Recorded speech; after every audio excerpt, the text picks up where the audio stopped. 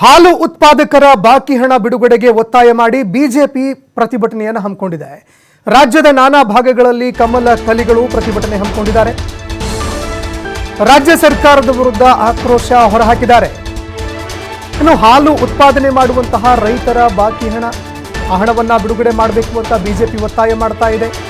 ಮಂಡ್ಯ, ಶಿವಮೊಗ್ಗ ಸೇರಿ ಹಲವೆಡೆ ಪ್ರತಿಭಟನೆ ಕೂಡ ಹಮ್ಮಿಕೊಳ್ತಾ ಇದೆ. ಮಂಡ್ಯದಲ್ಲಿ ಬಿಜೆಪಿ ರೈತ ಮೋರ್ಚಾದಿಂದ ಧರಣಿ ನಡೆಸಲಾಯಿತು. ಮಾಜಿ ಸಿಎಂ ಬಿಎಸ್ ಯಡಿಯೂರಪ್ಪನವರು ಸಿಎಂ ಆಗಿದ್ದಾಗ ಹಾಲು ಉತ್ಪಾದಕರಿಗೆ ಪ್ರೋತ್ಸಾಹ ಧನ ಕೊಟ್ಟಿದ್ರು. ಇದೀಗ ಕಾಂಗ್ರೆಸ್ ಸರ್ಕಾರ ನೀಡಿಲ್ಲ ಅಂತ ಆಕ್ರೋಶ ವ್ಯಕ್ತಪಡಿಸಿದೆ. ಇತ್ತ ಶಿವಮೊಗ್ಗದ ಡಿಸಿ ಕಚೇರಿ ಆವರಣದಲ್ಲಿ ಬಿಜೆಪಿ ಪ್ರತಿಭಟನೆ ಮಾಡಿದೆ. ಶಿವಮೊಗ್ಗದ ಬಿಜೆಪಿ ರೈತ ಮೋರ್ಚಾ ವತಿಯಿಂದ ಈ ಒಂದು ಧರಣಿ ಹಮ್ಮಿಕೊಳ್ಳಲಾಗಿದೆ. ಇನ್ನು ರಾಜ್ಯ ಸರ್ಕಾರದ ವಿರುದ್ಧ ರೈತರ ಜೊತೆಗೂಡಿ ಬಿಜೆಪಿ ಆಕ್ರೋಶ ಹೊರಹಾಕಿದೆ.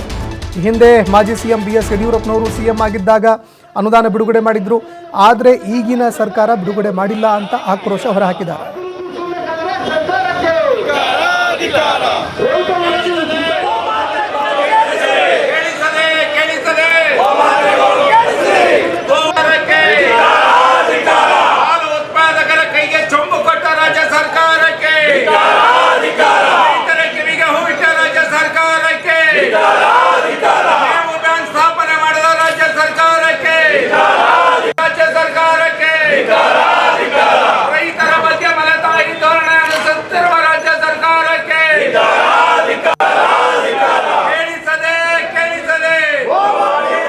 ಕಾಂಗ್ರೆಸ್ ರೈತ ವಿರೋಧಿ, ಹಿಂದೂ ವಿರೋಧಿ ಅನ್ನುವಂಥದ್ದನ್ನ ಮತ್ತೊಮ್ಮೆ ಸಾಬೀತು ಮಾಡಿದೆ. ಕಾಂಗ್ರೆಸ್ ಕೊಲೆಗಡಕರ, ಏನು ನಾವು ಗೋಮಾತೆ ಅಂತೀವಿ, ಗೋಮಾತೆ ಗಡುಕರ ಪರ ನಿಂತಿದೆ. ಏನು ಹಿಂದೆ ಯಡಿಯೂರಪ್ಪನವರು 5 ರೂಪಾಯಿ ಪ್ರೋತ್ಸಾಹ ಧನ ಕೊಡ್ತಿದ್ರು, 700 ಕೋಟಿಗೆ ಹೆಚ್ಚು ರೈತರಿಗೆ ಕೊಡುವಂಥದ್ದು. ಬಾಯಿ ಬಿಟ್ರೆ ರೈತ ಪರ ಸರ್ಕಾರ ಅಂತ ಹೇಳುವ ಕಾಂಗ್ರೆಸ್ ಮುಸಲ್ಮಾನರಿಗೆ 10,000 ಕೋಟಿ ಅನುದಾನ ಅಲ್ಪಸಂಖ್ಯಾತರಿಗೆ ಕೊಡೋದಕ್ಕೆ ಹಿಂದೆ ಮುಂದೆ ನೋಡೋದಿಲ್ಲ, ಘೋಷಣೆ ಮಾಡ್ತಾರೆ. ಆದರೆ ರೈತರಿಗೆ ಕೊಡುವಂಥ 700 ಕೋಟಿ ಹಣ ಬಿಡುಗಡೆ ಮಾಡಿಲ್ಲ. ಅವ್ರ ಪ್ರಣಾಳಿಕೆಯಲ್ಲಿ 7 ರೂಪಾಯಿ ಕೊಡ್ತೀವಿ ಬೆಂಬಲ ಅಂತ ಹೇಳಿದರು.